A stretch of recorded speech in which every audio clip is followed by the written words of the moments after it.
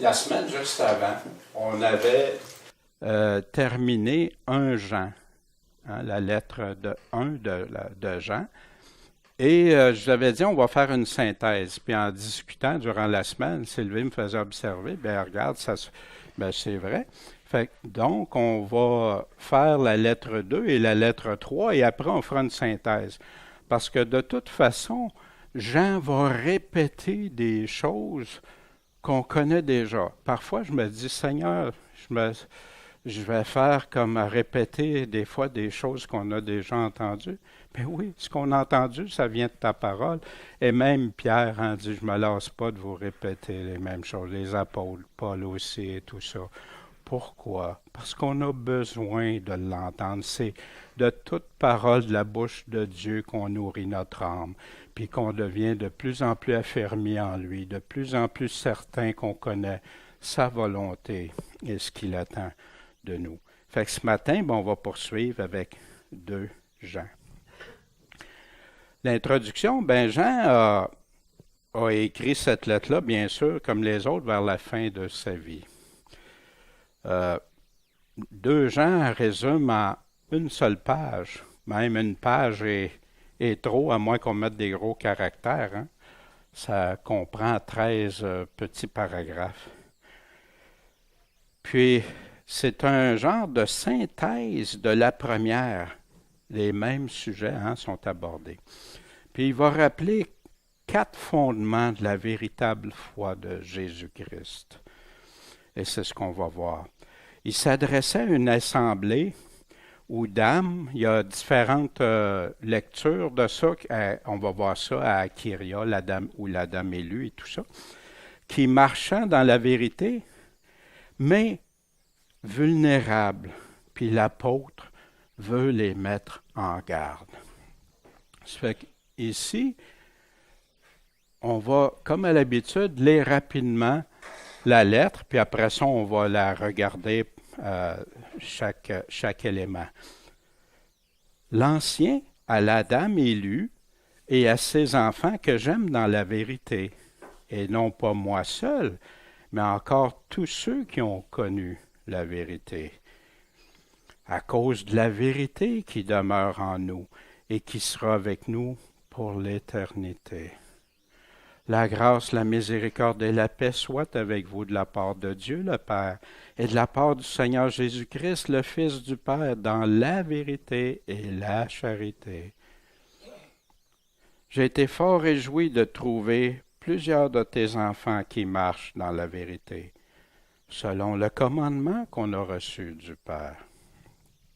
Et maintenant, dame élue, je te prie, non comme si je t'écrivais un commandement nouveau, mais celui que nous avons eu dès le commencement, c'est que nous nous aimions les uns les autres. Et c'est ici la charité, que nous marchions selon ses commandements. C'est là le commandement, comme vous l'avez entendu dès le commencement, afin que vous le suiviez. Car plusieurs séducteurs sont entrés dans le monde qui ne confessent pas que Jésus-Christ est venu en chair. Un tel homme est le séducteur et l'antéchrist. Prenez garde à vous afin que nous ne perdions pas le fruit de notre travail, mais que nous en recevions une pleine récompense. Quiconque est transgresseur et ne demeure pas dans la doctrine de Christ n'a pas Dieu. Celui qui demeure dans la doctrine de Christ a le Père et le Fils. Si quelqu'un vient à vous et n'apporte pas cette doctrine, ne le recevez pas dans votre maison et ne le saluez pas. Parce que celui qui le salue participe à ses mauvaises œuvres. Quoique j'eusse plusieurs choses à vous écrire, je n'ai pas voulu le faire avec le papier et l'encre, mais j'espère aller chez vous et vous parler bouche à bouche afin que notre joie soit parfaite. Les enfants de ta sœur l'élue te saluent. Amen. Petite lettre. L'auteur, vous savez, des fois on entend toutes sortes de choses et de plus en plus dans la théologie moderne, ils mettent en doute qui a dit quoi, quelle année. Puis c'est Puis vous remarquerez, c'est toujours pour nous faire en venir à la fin, à nous faire douter au lieu d'être en pleine assurance. Mais quoi que ce soit, toute l'Écriture est inspirée de Dieu et utile pour nous enseigner, nous guider.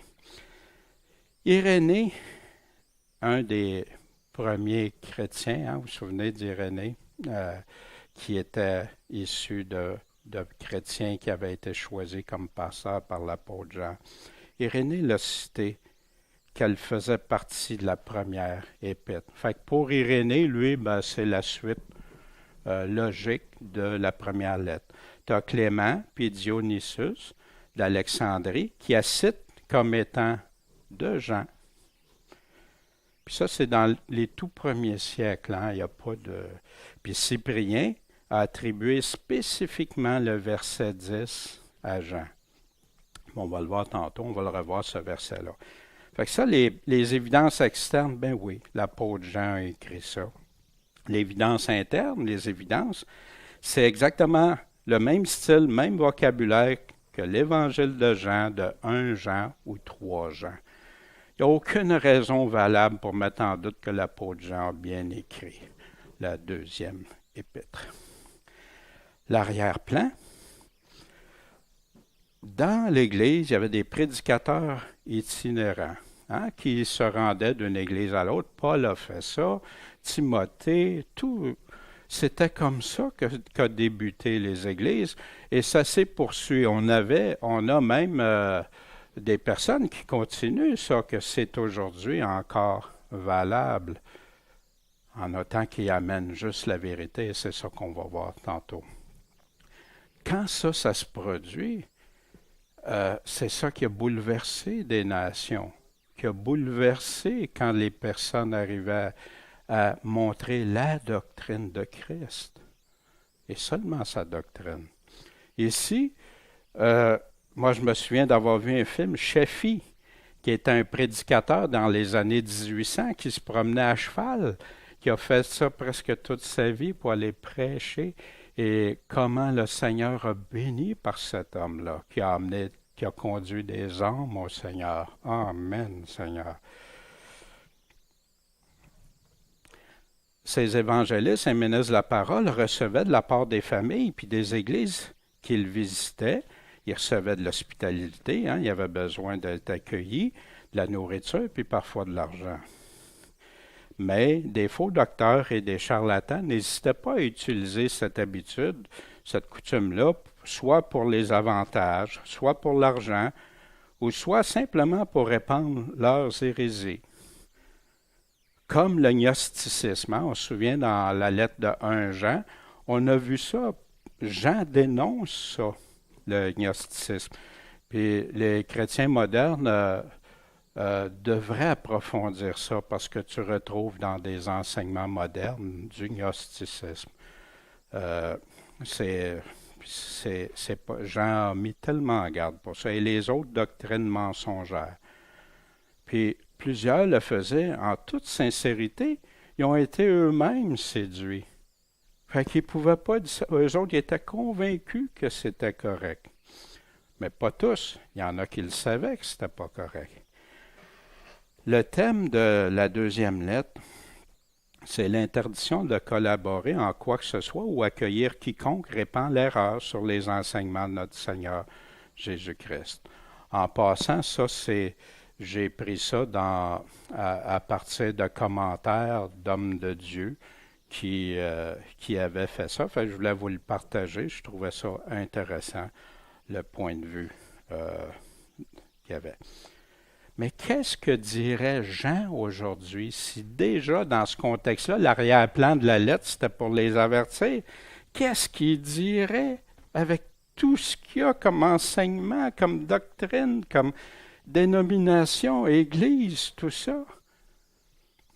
Ça, c'est un film que j'avais déjà parlé, Time Changer, qui m'avait tellement frappé dans les années 1800. Quelqu'un qui...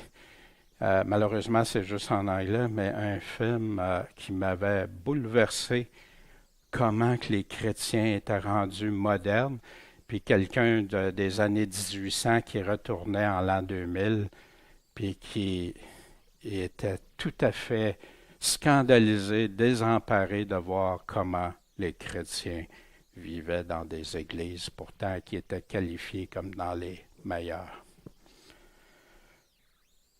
2 Jean. Et là, on va débuter. Fait qu'en sachant le contexte en arrière, l'arrière-plan, on va aller voir. L'Ancien, l'Ancien peut être à cause de son statut. Jean était certainement ancien. Il y a son âge aussi qui peut être là. Un ancien peut être l'âge, mais ici, il parle, je crois, à titre d'ancien. À la dame élue et à ses enfants, on va voir ça dans quelques instants, que j'aime dans la vérité. Non pas moi seul, mais encore tous ceux qui ont connu cette vérité, qui ont connu la vérité. À cause de la vérité qui demeure en nous et qui sera avec nous pour l'éternité. Souvenez-vous aussi Jésus qui a dit, le ciel et la terre passera, mais pas mes paroles.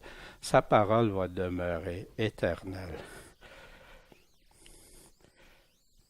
Dans le 3 Jean, parce qu'il y a différentes positions. On dit dans 1 Jean, l'ancien à la dame élue, puis Jean revient dans la 3e lettre, l'ancien à Gaius, le bien-aimé, que j'aime dans la vérité. Ça fait que les présentations sont similaires, parce qu'il y en a qui vont dire, la dame, c'est une église. On va regarder quelle position. Le nom Kyria est souvent dans des versions bibliques. Mais Kyria, c'est simplement le mot grec qui est là. Parce qu'il y en a qui ne savaient pas si c'est le nom d'une personne ou de ça. Kyria, qui est le féminin de Kyrios, qui veut dire Seigneur. Comme exemple, il appelait des personnes quand il était en autorité et tout ça. 3 interprétations. La première, il y en a qui, pour eux, c'est l'épouse de Christ ou l'Église locale. Un autre, c'est une dame élue qui s'appellerait Kyria. Ce nom pourrait être l'équivalent en grec du nom araméen, Martha, et tous les deux, soit en grec ou en araméen, les deux signifient dame. Une femme d'importance ou quelqu'un de... une dame. Même nous, quand on dit une dame, c'est... Ou, 3e interprétation, une dame chrétienne qui n'est pas nommée et qui, comme tous les autres croyants, se trouvait parmi les élus de Dieu. Mais ça, quel qu'en soit à qui, il y a une chose que Dieu a permis, c'est que nous, on ait cette lettre-là aujourd'hui pour nous exhorter comme enfants de Dieu, comme assemblée, comme personne qui touche autant le personnel que le collectif, l'ensemble. La vérité, on se souvient de la définition de l'auteur qu'on avait vue dans Jean 2,21, 1 Jean 2,21. Je vous écris non parce que vous ne savez pas la vérité, mais parce que vous le savez et parce qu'aucun mensonge vient de la vérité.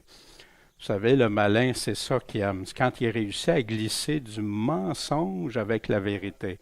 C'est pour ça que les gens se font séduire. Sans ça, personne n'irait voir quelqu'un qui dit carrément des mensonges et que c'est évident. Paul précise d'où vient cette vérité. Vous avez remarqué, Jean a répété à plusieurs reprises le mot vérité juste dans les premiers versets, les 2 premiers. Mais on va voir ça. Colossiens 1,4. Ayant été informé de votre foi en Jésus-Christ, de votre charité pour tous les saints, à cause de l'espérance qui vous est réservée dans les cieux. Wow! Cette espérance, et dont vous avez eu précédemment connaissance, mais comment? Par la parole de la vérité de l'Évangile. C'est par ça. Comment qu'on peut modifier ça ou ajouter des choses? Et Jean va nous en parler. Qui est au milieu de vous, de même que dans le monde entier, où il fructifie comme parmi vous, depuis le jour où vous l'avez entendu et où vous avez connu la grâce de Dieu dans la vérité. Paul aussi répète le mot vérité. Si vous saviez, plus d'une quarantaine de fois, Paul parle de vérité. Puis c'est intéressant, si vous prenez une concordance, faites la recherche à toutes les fois que Paul parle de vérité, puis regardez ça. Vous allez avoir une étude des plus bénies. Jean 1,14. Et la parole a été faite chair et a habité parmi nous. Jean, est-ce qu'il connaissait l'importance de la vérité? Et nous avons contemplé sa gloire, une gloire comme celle du Fils unique, venu du Père. Car la loi a été donnée par Moïse, mais la grâce et la vérité sont venues par Jésus-Christ. Dans Jean 4, 23, mais l'heure vient, et elle est déjà venue, que les vrais adorateurs adoreront le Père en esprit et en vérité, car le Père demande de tels adorateurs. Dieu est esprit, et il faut que ceux qui l'adorent en esprit et en vérité. Bravo. Jean connaît l'importance de la vérité. On ne peut pas adorer Dieu dans le mensonge, avec l'erreur, avec la contamination. Le mot vérité. L'apôtre Jean utilise ce mot-là. Il répète. 1 Jean, dans la première lettre de Jean, sur 105 versets, il cite le mot vérité 9 fois. Dans 2 Jean, un chapitre, 13 versets, 5 fois le mot vérité. Dans 3 Jean, un chapitre, 15 versets, 6 fois. Dans l'évangile de Jean, 45 fois. C'est étrange hein, qu'on entende aujourd'hui que la vérité est moins importante que l'amour, l'unité. Pourtant, non, c'est un tout, ça va ensemble. C'est indivisible. Il y en a qui vont être prêts à modifier des doctrines, à modifier la vérité du Seigneur pour être unis ensemble. Tu vois ça dans des regroupements et tout ça. Wow! Paul est la vérité. Dans 2 Timothée 3, 8. Et comme Janès et Jambres résistèrent à Moïse, que Dieu avait choisi, que Dieu avait établi, ceux-ci de même résistent à quoi? À la vérité. Des gens d'un esprit corrompu. Quand tu résistes à la vérité, c'est ce qui se produit. Ton esprit se corrompt, puis réprouvé à l'égard de la foi. Ils étaient dans la foi, mais là, ils ont été réprouvés. 2 Timothée 4,4, quand Paul nous dit à la fin, « Et fermeront l'oreille à la vérité, et se tourneront vers des fables, à accepter n'importe quoi qu'on dit. » Tite 1,1, Paul, serviteur de Dieu et apôtre de Jésus-Christ, pour la foi des élus de Dieu et pour la connaissance de la vérité, qui est, selon quoi la vérité? Selon la piété. Fait que je peux-tu dire que la vérité, la piété n'est pas rattachée avec la vérité? Au contraire. Tite 1,14 continue, ne s'attachant pas aux fables judaïques, ni aux ordonnances des hommes. Fait qu'il y en a qui pensent juste aux fables judaïques des pharisiens. Non, il dit ni aux ordonnances des hommes qui se détournent de la vérité. Dans Hébreux 10, 26, car si nous péchons volontairement après avoir reçu la connaissance du péché, il ne reste plus de sacrifice pour les péchés.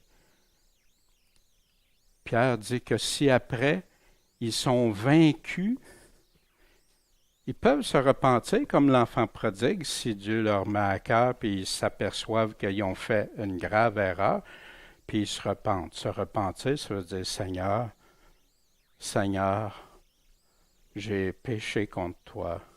Seigneur, j'ai pas dit comme toi. Seigneur, je me suis rebellé à ta vérité. Je te demande pardon, puis tout ce que je peux faire pour réparer ça, je vais le faire, Seigneur. Et ça, oui, l'enfant prodigue, Hein, que le Père ait dit, « Mon fils qui est à mort est revenu à la vie. » Mais s'il n'y a pas de repentir, si ces personnes-là sont vaincues par le mal, l'Évangile nous dit clairement qu'est-ce qu'il y en a. Le mot vérité de Strong, qu'est-ce que c'est? C'est ce qui est vrai, quelle que soit la considération. Que qui que ce soit dise quelque chose, ou pense quelque chose, ou affirme quelque chose, ou à cause de mes émotions, je vais être prêt à atténuer cette vérité-là, à la réduire. Non, c'est vrai. Si c'est ça, c'est ça. Que ça fasse mon affaire ou pas, ça ne changera rien de la vérité. Essaie ça avec un juge. C'est vrai qu'aujourd'hui, de plus en plus, ça passe pour certains. La vérité enseignée, appuyée sur Dieu seul et l'exécution de ses desseins à travers Christ, dictant les devoirs de l'homme. Savez-vous aujourd'hui quelque chose aussi que le gnosticisme enseignait? C'est que tout relevait, Dieu était pour faire tout. Et les premiers chrétiens, non, Dieu est souverain. Dieu, dans sa grâce, Dieu va être vainqueur en toutes choses. Mais il laisse la responsabilité aux chrétiens de faire des choix, de procéder. Samson pourrait fermer tout le Nouveau Testament puis garder juste 2 pages. Remarquez toutes les directives, les commandements, les choses qu'il nous donne. Puis on dirait, ben non, c'est tout Dieu qui va le faire. Non, Dieu va faire des choses merveilleuses. Dieu va transformer le cœur d'une personne. Dieu va faire des choses extraordinaires. Mais Dieu laisse. Qu'est-ce qu'il a dit à Caïn? Vous vous souvenez, on avait vu ça dans 1 Jean. Le péché est à ta porte. Couche à ta porte. Toi, domine-le. Est-ce que Dieu dit, je vais le dominer à ta place? Puis dans le Nouveau Testament, on retrouve les mêmes choses. Pour ça que les apôtres nous avertissent si souvent. Puis oui, Seigneur, tu es souverain, tu es le Dieu Tout-Puissant, c'est toi qui as raison. Mais moi, comme enfant de Dieu, je veux t'obéir. Qu'est-ce que ça veut dire, t'obéir? Est-ce que ça veut dire que je te laisse tout faire à ma place? Voyez-vous, et c'est ça, dans les premiers chrétiens, ils ont dénoncé ces choses-là. Rejetant les superstitions, les opinions corrompues des faux enseignants pouvant se trouver parmi les chrétiens. La vérité, c'est une candeur d'esprit, comme des enfants. Mais comme des enfants, sois prudents et rusés comme des serpents, ça c'est contre les autres. Des pensées qui viennent d'ailleurs, ou du monde, ou de même des fois des personnes qui se disent chrétiennes. Mais sois ouvert comme un enfant à ce que Dieu dit. Libre d'affection. Fait à cause de mes émotions, je vais baisser les standards de la vérité, de prétention, de simulation, de mensonge, de tromperie. La définition de la vérité, c'est absent de toutes ces choses-là. Vous savez, on entend souvent, on n'a pas la même opinion. Fait que, je regarde ça, moi, je pense que je dois arrêter. Moi, je pense que je peux arrêter. Moi, je pense que je peux ralentir. Moi, je pense que je peux continuer. Quelle est la vérité? On a tous la vérité? Essaye ça devant la cour, c'est une chose, mais essaye ça pour les autos qui s'en viennent dans l'autre direction. Essaie de voir ça si tes opinions vont changer. La vérité va changer les faits. Non. Mais aujourd'hui, avec le relativisme, dans nos esprits, c'est facile. Pourtant, il y a juste une vérité. Tu dois. Puis quand je dis essayer ça, là, vous comprenez, hein, c'est pas à faire. Euh, Pierre, qu'est-ce que Pierre dit à propos de la vérité? Après avoir purifié vos âmes dans l'obéissance à quoi? À la vérité, en vue d'un amour fraternel sincère. Puis vous allez remarquer aussi, la vérité, l'obéissance, l'amour, c'est toujours ensemble. Ça fait partie des fondements. Tu ne peux pas les diviser, les subdiviser, puis choisir lequel tu veux. Aimez-vous les uns les autres ardemment et de tout cœur, vous qui avez été régénérés, non par une semence corruptible, mais une semence incorruptible. C'est quoi qui est incorruptible? Par la parole vivante et permanente de Dieu. Puis savez-vous, il y en a qui ont réussi même aujourd'hui à corrompre des paroles, mais ça, ils en répondront devant le Seigneur. Que la grâce, la miséricorde et la paix de la part de Dieu le Père et de la part du Seigneur Jésus-Christ, le Fils du Père, soit avec vous en vérité et en charité. Voyez-vous, la vérité, parce que oui, la vérité, c'est Jésus, mais que Jésus soit avec vous en vérité. Voyez-vous, tu ne peux pas dissocier. Dans 1 Jean, il nous disait, petits enfants, n'aimons pas en parole, ni avec la langue, mais en action et en vérité. Hein? Comme le Seigneur disait, Seigneur, quand est-ce qu'on t'a vu nu ou pas de manger, puis tout ça? Non, c'était en action et en vérité. Je me suis fort réjoui d'avoir trouvé. Puis là, j'ai mis des mots, quelques-uns de tes enfants, parce que certaines versions mettent ça, mais ce n'est pas dans le texte original, pour avoir vérifié dans les manuscrits, puis je vous le montrerai si jamais. Tes enfants qui marchent dans la vérité. Ça change tout. Je me suis fort réjoui d'avoir trouvé quelques-uns de tes enfants ou d'avoir trouvé tes enfants marcher dans la vérité.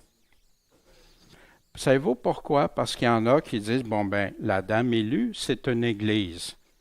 Fait que là, dans l'église, il y en a quelques-uns qui suivent la vérité. Mais voyez-vous, ça a été placé là, sur une interprétation d'une personne. Mais ça n'a pas sa place, ça, je peux vous le dire. Tes enfants qui marchent dans la vérité selon le commandement que nous avons reçu du Père. Puis je me suis fort réjoui d'avoir trouvé quelques-uns ou plusieurs, non, d'avoir trouvé. Il y en a qui disent plusieurs pour essayer de compenser, mais non, c'est pas là.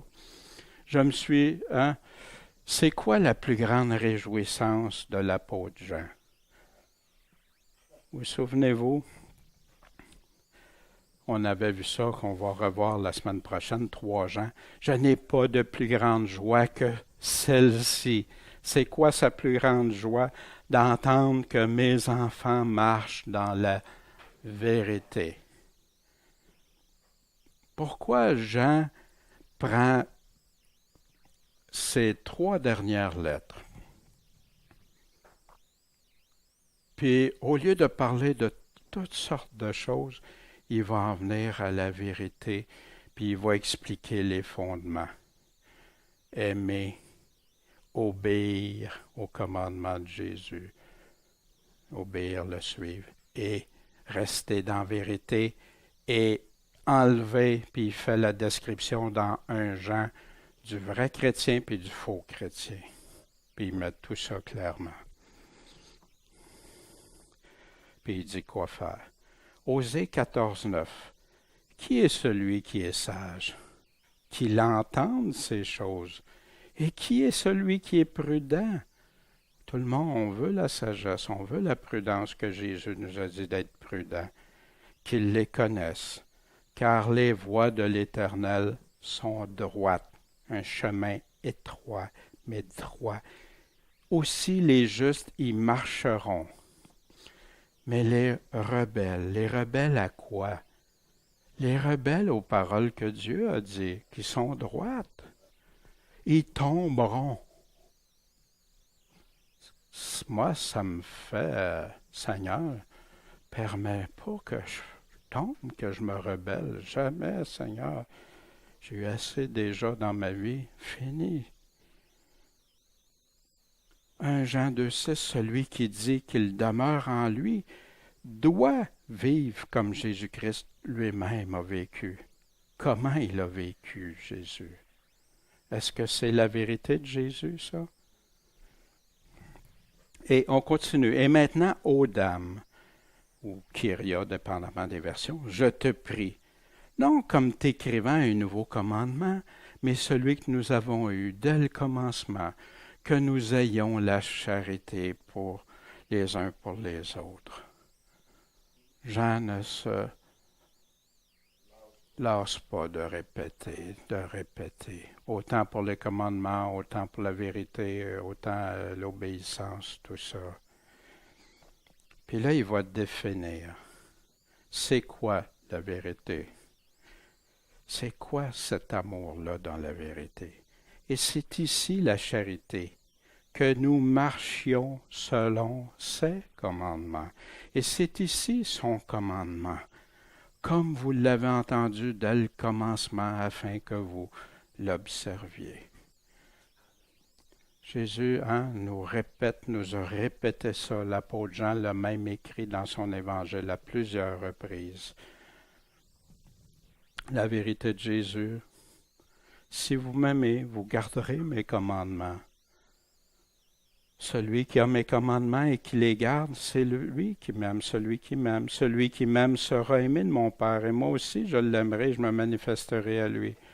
Savez-vous ce qu'il y a de triste? Des fois, il y a des chrétiens qui se convertissent, puis après ça, ils pensent que ça, c'était juste pour leur conversion. Si vous gardez mes commandements, vous demeurerez dans mon amour, comme j'ai gardé les commandements de mon Père et que je demeure dans son amour.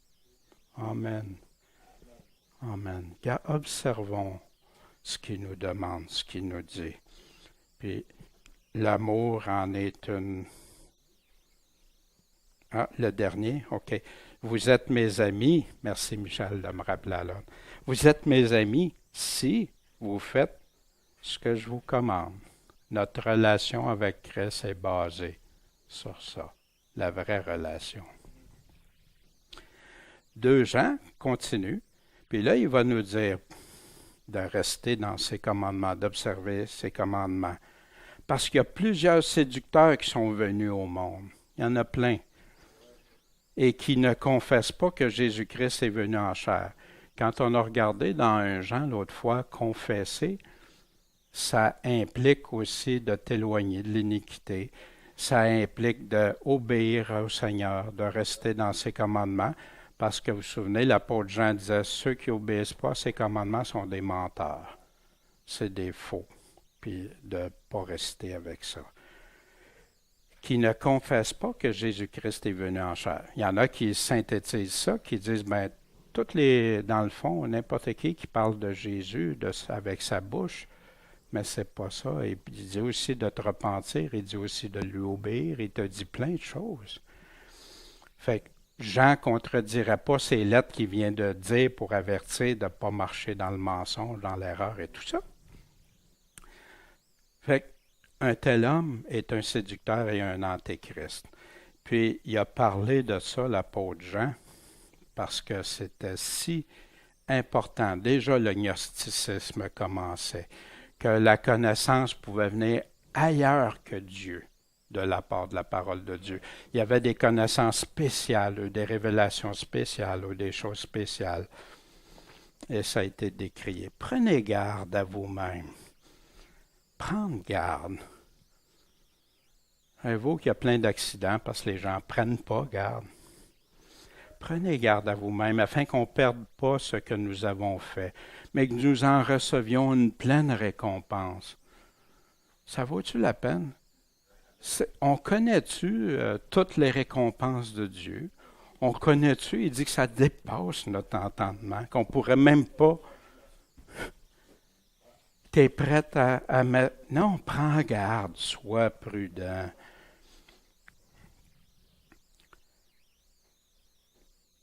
Puis en passant, voyez-vous, il retourne la responsabilité à qui, l'apôtre Jean?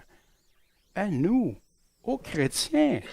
C'est pas les autres qui vont le faire. Il dit pas c'est Dieu qui va faire ça. Non, il nous dit, c'est à nous cette responsabilité-là. Et c'est pour ça que l'agnosticisme a réussi. Il le faisait à croire que tout est... Il pouvait faire n'importe quoi, puis maintenant c'est Dieu qui est au... Non! Dieu est au contrôle, mais Dieu te laisse la responsabilité. Tu as le choix d'obéir ou d'être rebelle. Quiconque est transgresseur, transgressé, ça veut dire qu'il ne demeure pas dans la doctrine de Christ. Qu'est-ce que c'est la doctrine de Christ? C'est son enseignement. Son enseignement, on le retrouve dans les évangiles et dans les lettres que les apôtres, que Jésus a choisis. On a ça aujourd'hui. Sa doctrine n'a pas Dieu. Celui qui demeure dans la doctrine de Christ, il y a le Père et le Fils, comme Jésus nous disait dans son amour tantôt. Si quelqu'un vient à vous et n'apporte pas cette doctrine, c'est-tu important de définir qu'est-ce que c'est cette doctrine? Ne le recevez pas dans votre maison.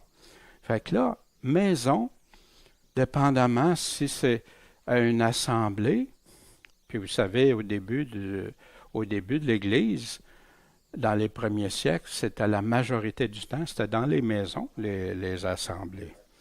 Si quelqu'un vient à vous et n'apporte pas cette doctrine, ne le recevez pas dans votre maison et ne le saluez même pas. Wow! Qui est-ce qui va plus loin? Qui est-ce qui transgresse, qui n'obéit pas à ce que Jésus dit?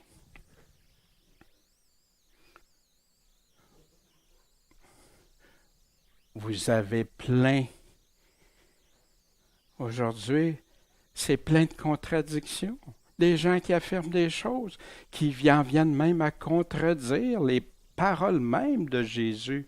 Non, non, c'est pas ça qu'il veut dire. Non, non, c'est pas si important que ça. Ils disent pas comme ça, bien sûr.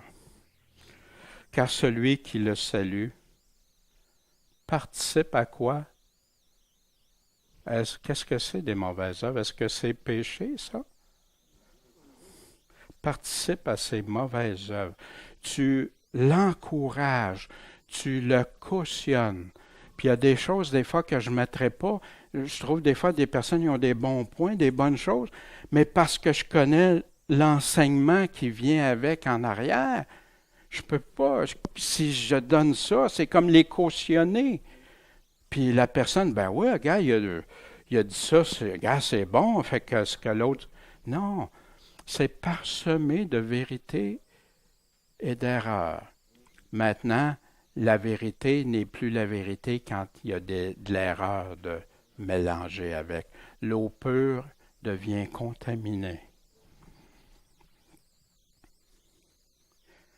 Ah, ici, il est en train de nous dire, arrête. Oh, je peux peut-être continuer, je peux peut-être poursuivre, Il te dit, arrête. Qui tu choisis? Mais pourquoi la vérité est si importante? Timothée 3,15. Et afin que tu saches, si je tarde, Timothée, comment il faut se conduire dans la maison de Dieu, qui est l'Église du Dieu vivant, la colonne puis la base de la vérité. Comment tu peux mélanger plein de choses, puis dire je suis une Église, je suis une assemblée, puis que tout est pêle-mêle? Wow! C'est pour ça que Jean, dans son amour, son cœur de pasteur, il les avertissait, puis il marchait dans la vérité, mais il les exhortait à continuer et à faire attention de ne pas rien. Le levain, ça fait des dégâts. Un peu de levain. Puis ça marche étape par étape. Quand quelqu'un ajoute ou enlève. Paul en parallèle, Romains 16, 17. Or, je vous exhorte, mes frères, de prendre garde à ceux qui causent des divisions et des scandales. Mais ça n'arrête pas là. Contre quoi? Contre la doctrine que vous avez apprise et de vous éloigner d'eux. Mais de quelle doctrine il parle, Paul? De la doctrine de Jésus-Christ, de l'évangile de Jésus-Christ, des enseignements de Jésus. Paul n'a jamais contredit Jésus. Des fois, il y en a qui font comme si Paul contredirait les paroles que Jésus a dit. Non. Paul il dit lui-même, s'il aurait prêché un autre évangile, il serait anathème. Car ces sortes de gens ne servent pas notre Seigneur Jésus-Christ, mais leur propre vente, et par des paroles dures, des paroles qu'on va découvrir comme par des douces paroles, puis des flatteries. Vous savez, vers la fin, il nous disait que les gens n'endureront plus la vérité, la saine doctrine. Parce qu'elle est trop dure, ça tombe comme dans les 70 disciples, tes paroles sont trop dures, puis ils ont abandonné le Seigneur, même après avoir fait des miracles pour le Seigneur.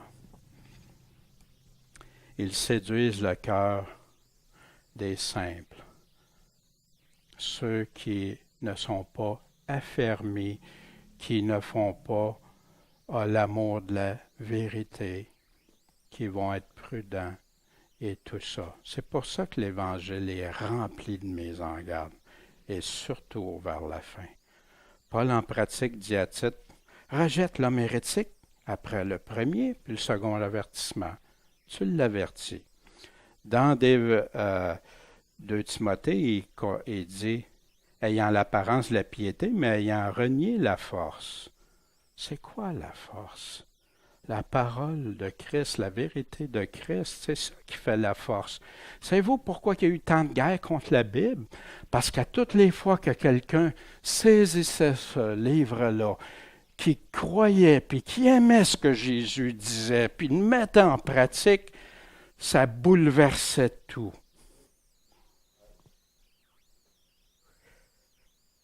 Fait qu'il y en a qui ont très bien compris. C'est pour ça qu'ils ont tenté de toutes les façons, après avoir tenté de brûler des gens, les torturer avec leur Bible, avoir essayé de tout éliminer. Après ça, OK, on peut pas faire, ça marche pas, ils se multiplient à la place. Puis de plus, la société a rejeté ça, rejette ce genre de comportement.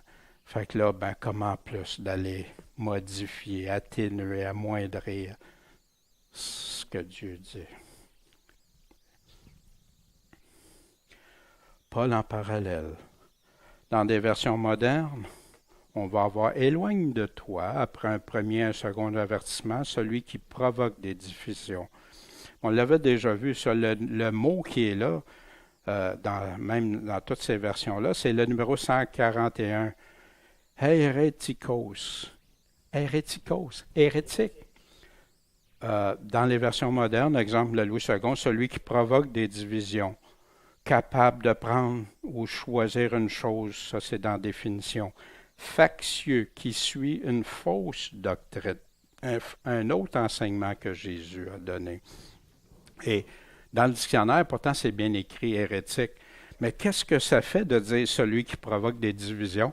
Fait qu'il y a plusieurs églises que si quelqu'un dit « Hey, la parole de Dieu a dit ça », hérétique, ils disent pas hérétique, toi tu causes des divisions, fait qu'éloigne-toi de nous autres. Parce que c'est cause des divisions. Voyez-vous le malin, comment ça travaille?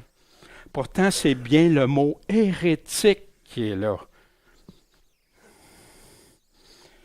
Rejette l'homme hérétique.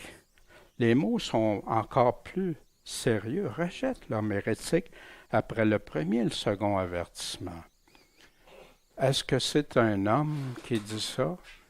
L'homme qui dit ça, c'est l'apôtre choisi par Dieu, par le Seigneur lui-même, qui donne cette directive-là. Mais ça a l'air trop dur des fois pour nous. Galates 1,7. Non qu'il y en ait un autre, mais il y a des gens qui vous troublent et qui veulent pervertir l'Évangile de Christ.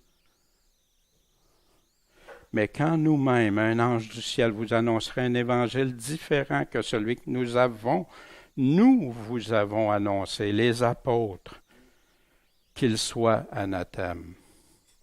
Il y en a qui associent ça à leur dénomination, puis parce que notre dénomination dit ça, nous autres, c'est ça.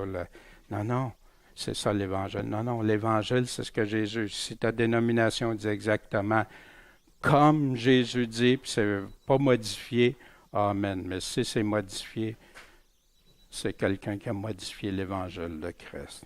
Car nous l'avons déjà dit, je le dis encore maintenant, si quelqu'un vous annonce un Évangile différent que celui que vous avez reçu, il y a 2000 ans, que vous avez reçu, qu'il soit anathème. En passant, je sais que je répète des fois des choses comme ça, mais c'est parce que l'Évangile est rempli de ces avertissements-là. Et si je mets une emphase sur ça, c'est parce qu'aujourd'hui, c'est comme rendu... puis je pense que c'est comme ceux qui vont régulièrement sur le site Internet, puis qui, à un moment donné, tu parles... Ben oui, mais regarde, va en profondeur, prends pas ma parole, prends la parole de Dieu, prends la parole des apôtres, et va voir qu'est-ce qu'ils te disent vraiment. Parfois, les chrétiens s'inquiètent de savoir dans quelle mesure ils doivent se montrer ouverts ou fermés vis-à-vis d'autres personnes, surtout quand elles professent être des croyants. Vous êtes-vous déjà posé cette question-là? Moi, je me la suis posée souvent, parce que tu ne veux jamais rejeter un frère ou une sœur de Christ, mais tu ne veux jamais être en désobéissance à ce que le Seigneur nous dit. Comment? Jean nous le dit dans toutes ces 3 dernières lettres. Jean répond directement, avec simplicité à ce questionnement, non seulement légitime, mais essentiel pour celui ou celle qui veut demeurer dans la vérité puis obéir au Seigneur, de cesser toute communication avec quiconque va plus loin que les enseignements de Jésus et de ses apôtres, qui, eux, sont déclarés hérétiques. Et au verset 12, « Quoique j'eusse plusieurs choses à vous écrire, » Pierre répète la même chose, « j'ai pas voulu l'écrire avec du papier et de l'encre, mais j'espère d'aller vers vous, afin de vous parler bouche à bouche, afin que notre joie soit parfaite. » Parler face à face, pour qu'on s'explique, qu'on se comprenne, pas juste à distance dans une petite lettre. J'ai tellement de choses. Mais j'ai choisi de vous dire ça parmi ce que Jean trouvait le plus essentiel de les mettre en garde. Les enfants de ta sœur élue te saluent. Amen.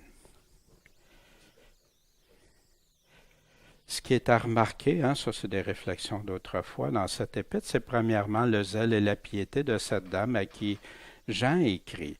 C'est un exemple qui regarde principalement les femmes chrétiennes et qui leur apprend à s'attacher à la piété, à la faire régner dans leur famille, comme faisait cette dame, à laquelle l'apôtre rend un témoignage si avantageux.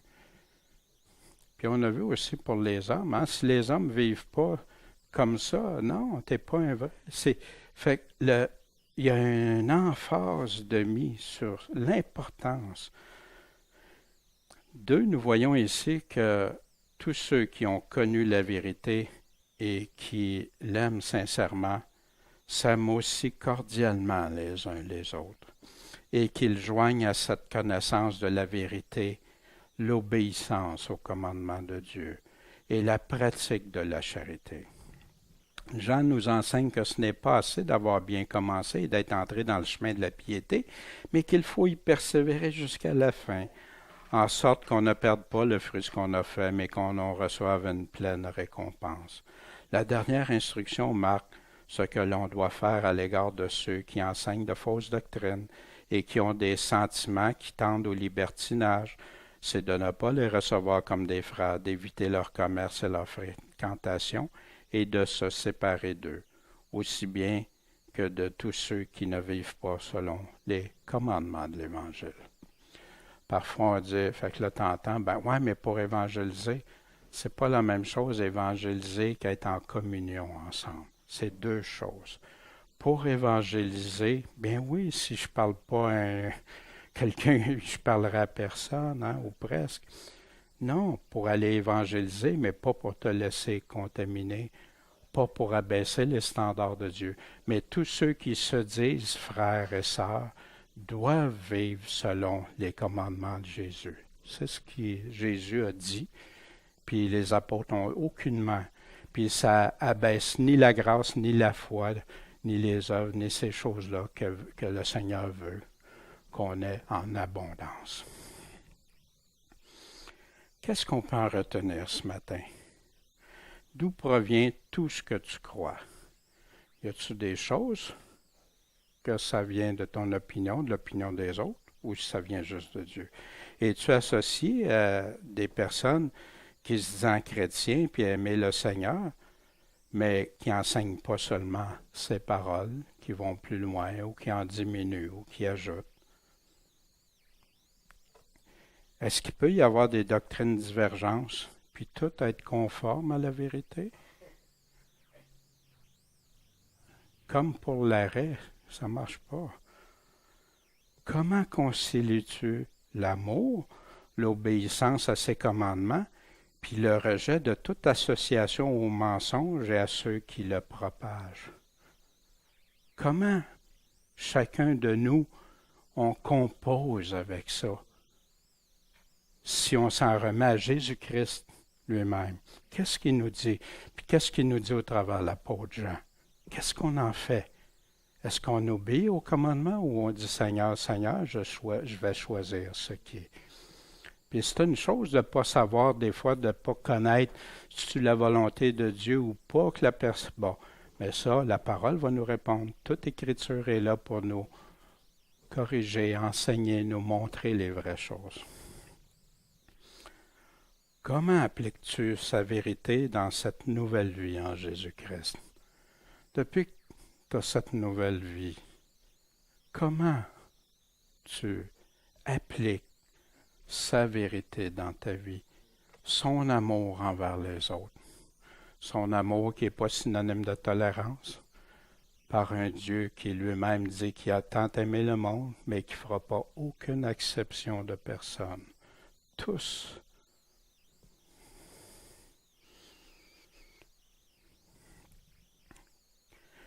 Ici, il ne s'agit pas de nous, ce qu'on pense, ce qu'on aimerait que ça soit comment. Il s'agit d'un Dieu souverain, d'un Dieu qui a déterminé la vérité, qui est la vérité même. Jésus, l'apôtre Jean, il connaît sa vérité, hein? Jésus, la parole, la vérité même. Jésus qui s'est fait chair, qui est venu nous dire, celui-ci est mon fils bien-aimé, écoutez-le. Aujourd'hui, les gens se mettent plein de filtres avant d'écouter Jésus. Je sais que ce n'est pas le cas pour ici, pour Saint-Henri aussi. Je sais qu'il y en a qui lisent la parole à chaque jour. Puis amen, j'entendais des témoignages la semaine dernière que j'aime entendre. Puis oui, je consacre un temps, puis j'écoute le Seigneur. Mais il faut l'écouter selon sa perspective et en faisant attention, tout le monde, qu'on n'a pas d'autres choses qui viennent de lui. Quand Jésus dit quelque chose, c'est lui qui a raison, c'est lui qui est souverain. C'est à lui que je vais répondre. Et c'est pour ça. Et je le sais que parfois, j'ai l'air même d'aller dans le sens contraire, que quelqu'un m'avait déjà dit, tu aimes trop la parole, toi, puis tu en mets trop. Mais pour moi, c'est ce que la parole m'enseigne, de l'aimer de tout mon cœur. Puis sa parole, ça vient de lui. C'est lui qui me donne le droit chemin, qui me dit quoi faire. Puis si je me trompe, Seigneur, corrige-moi. Montre-moi qu'est-ce que tu attends. Seigneur, que je reste humble comme un enfant devant toi, puis que toi, tu as raison. Fait que ce matin, Jean nous a donné une lettre très courte, mais très importante. Quand l'apôtre que le Seigneur aimait a choisi de parler de ces sujets-là dans ses dernières lettres avant de quitter, je crois qu'on se doit d'avoir des oreilles pour entendre. Merci Seigneur pour ce matin. Merci de ta parole qui nous rend affermis sûr de toi, Seigneur. Et ce qu'on veut, c'est te plaire, t'être agréable, être dans tes voies, dans ce que tu nous demandes, Seigneur, d'être. Et pour ça, qu'on ne se leurre pas nous-mêmes dans des raisonnements, des faux raisonnements ou des faux enseignements ou des choses, mais au contraire, qu'on soit affermi pour toi, en toi, puis avec toi. Puis on a tellement hâte de te voir, Seigneur. En ton saint nom, Jésus. Amen. Jérémie 15,16. Dès que j'ai trouvé tes paroles, je les ai dévorées. Tes paroles sont la joie et l'allégresse de mon cœur. Car ton nom est invoqué sur moi, éternel Dieu des armées. Je ne suis pas assis dans l'assemblée des moqueurs pour m'y réjouir, mais à cause de ta main, je me suis assis solitaire. Il a été tout seul, Jérémie, car tu me remplissais d'indignation. Pourquoi ma douleur est-elle continuelle? Pourquoi ma plaie est-elle incurable et ne veut pas guérir? Serais-tu pour moi comme une source qui trompe, comme des eaux qui ne durent pas? Jérémie est découragé parce que, Seigneur, j'aime ta parole, je te suis, puis tout ça, puis regarde, là, je me sens tout croche, tout à l'envers. C'est pourquoi, ainsi a dit l'Éternel, si tu reviens, je te ramènerai, tu te tiendras devant moi. Et si tu sépares ce qui est précieux de ce qui est vil, tu seras ma bouche. Wow! Wow! Ils se tourneront vers toi, et toi, tu ne te tourneras pas vers eux. Spécial, hein? C'est eux autres qui vont venir. Et je ferai que tu sois pour ce peuple comme une muraille d'airain fortifiée. Et s'ils te combattent, ils ne l'emporteront pas sur toi, car je suis avec toi pour te sauver, pour te délivrer, dit l'Éternel. Pour moi, ça a été un passage cette semaine qui m'a été très important dans des réflexions, dans des choses. Et on est rendu à célébrer ensemble ce repas, ce que le Seigneur a établi pour pas qu'on soit oublieux, qu'on n'oublie pas ce que ça y a coûté, puis qu'on n'oublie pas qu'il s'en vient. Ah. Fait que le prix que ça y a coûté et tout ça, puis toute la gloire, la puissance quand il va revenir. Fait que moi, ça me ramène à mon état de pécheur devant Dieu, mais qui m'a tant aimé, qui a tout payé pour ça. Puis qu'en attendant qu'il revienne, je dois tout faire pour vivre selon ses préceptes, ce qu'il attend de moi. Puis quand il va revenir, il va être là. Amen. Qu'on n'ait pas de honte, ni de confusion, ni rien. Fait que si vous voulez, on va prendre quelques instants devant Dieu, en intégrité, en honneur devant Dieu, et dire, Seigneur, mon cœur est comment par rapport à toi? Qu'est-ce qu'il y en est de tout ça?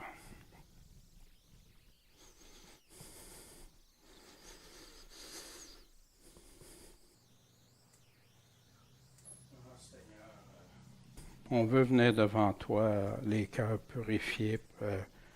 On sait, Seigneur, que sans toi, ça serait impossible. Seigneur, ce matin, on veut célébrer ce que tu nous as laissé comme commandement de le faire en ton nom. Puis, on veut se joindre aux millions de tes enfants au travers des siècles qui ont perpétué ça, qui ont obéi à ton commandement. Ah, Seigneur, puis il y en a qui l'ont fait dans des conditions tellement difficiles. Puis tu as été avec eux, tu les as bénis. On te prie pour nos frères, nos sœurs actuellement qui vivent ces choses-là. Viens leur secours, fortifie leur foi.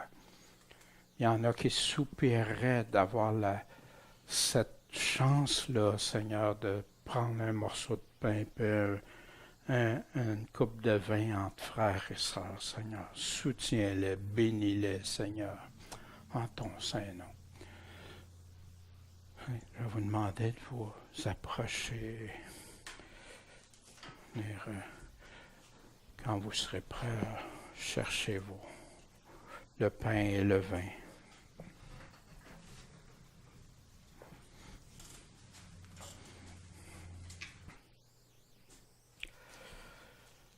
Moi, je ne sais pas pour vous, moi, plus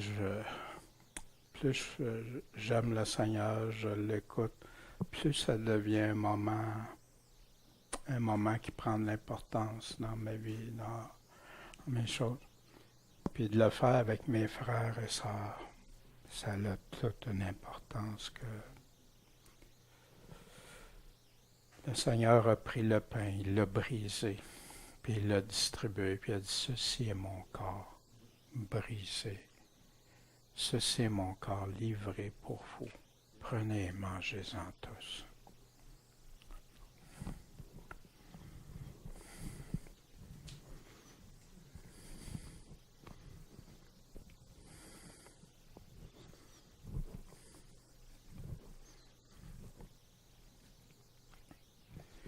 Vous savez, pour le peuple d'Israël, ils célèbrent la deuxième Pâque.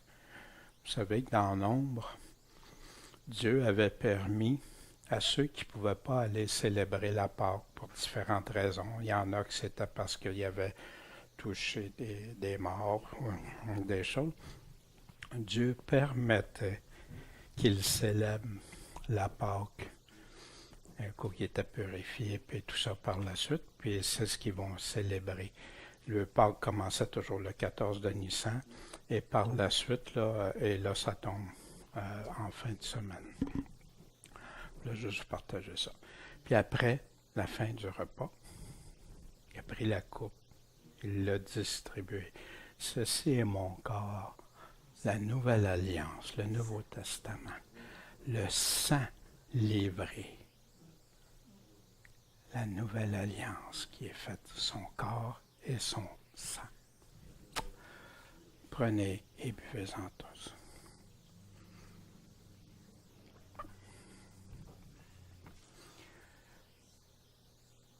Ah Seigneur, c'est toi qu'on attend, c'est toi qu'on veut vivre. Aide-nous Seigneur à marcher, à veiller, à prier, à marcher droitement dans tes voies. Amen.